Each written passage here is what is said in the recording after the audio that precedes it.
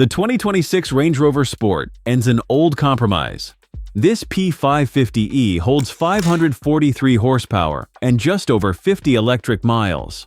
No rival does both at once. The closest thing to it is a BMW X5 50e with 483 horsepower and 38 electric miles. So the real question under this Tourmaline Brown paint is whether the extra pace and the extra quiet are worth the gap. That answer is worth staying for, so subscribe and I will keep it honest even where it hurts.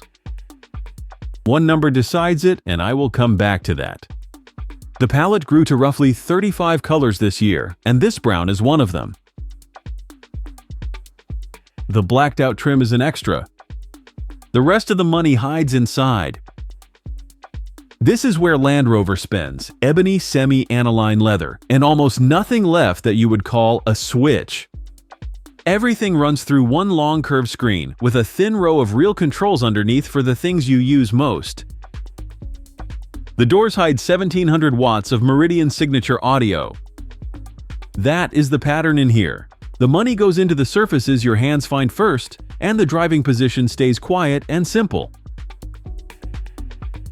The wheel is uncluttered, and the display behind it stays dark until you ask it for something. The system underneath is where this car quietly caught up. The map fills the screen, the interface answers on the first touch, and phone mirroring runs without a cable. What you need while moving sits near the top of the screen, never buried 3 layers down in a menu. Temperature stays pinned along the bottom edge, so it never disappears behind an app. Drive modes, ride height, and terrain settings share one page, so you are not hunting for them. And because this is the plug-in, there is a charging page the gas-only cars never needed. The battery holds 38 kilowatt hours, with about 32 of that actually usable. Land Rover claims 51 miles from it, which a pack this size can genuinely support.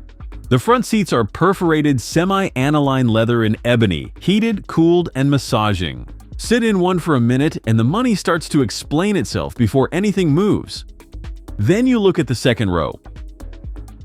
There is real room back there, with reclining backrests and enough knee space that 2 adults will not argue about it. The doors open wide and the glass runs far enough back that nobody sitting behind you feels boxed in. Its own climate zone, heated outer seats, and sockets in the back. It is a genuine 5-seat car. This one was filmed in Europe, but the number that matters is the American one. The P550e Autobiography is $118,700. Now the gap. That BMW sits near $76,000, about $43,000 less, for 60 fewer horsepower and 13 fewer electric miles. A gap like that has to be earned. Some of it is earned back here. 31.9 cubic feet behind the second row, and 53 with it folded. The BMW takes 72 cubic feet and it still asks for less money. So space is not where it wins. And here is the number I promised. 58% of the value gone in 5 years. The plug-in loses nearer 61 and dependability is the other soft spot. 274 problems per 100 cars. The average is 204, which leaves the brand third from the bottom, yet the same research ranks it 10th for faults in the first 90 days. Superb new, expensive by year 3, so buy the P460e Dynamic SE instead at $95,000. Skip it if you keep cars past the warranty, cross-shop that BMW, and this earns 9.2 on the Auto TV score. Its review is next.